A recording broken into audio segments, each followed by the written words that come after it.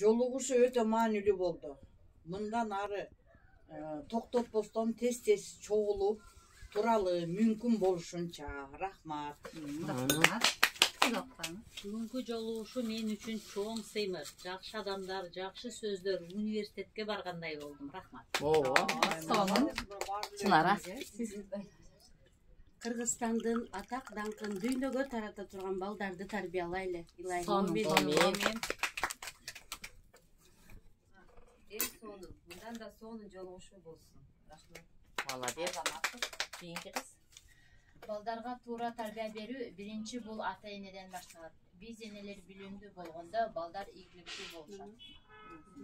Мына жакшы идея. Мага баары жактар айда чогулуп көп ийгиликтер жаратып, бала тарбиялоону жакшы үйрөнөлү. Молодец. Мен бүгүнкү сабактан балдарды тарбиялоо боюнча эң сонун маалыматтарды алдым. Биз келечекте гений окумуштуу балдарды тарбиялайлы. Сонун деп болду. Экинчи бараңыз.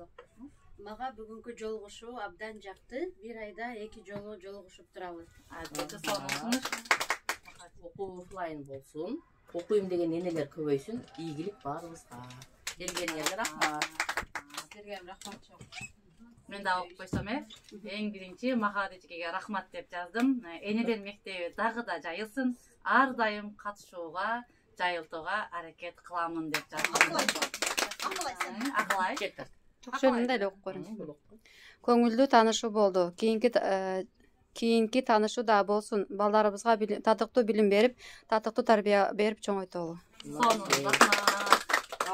Идея дагы ошо ичиңдеги немени жаздыңар да. Жакшы?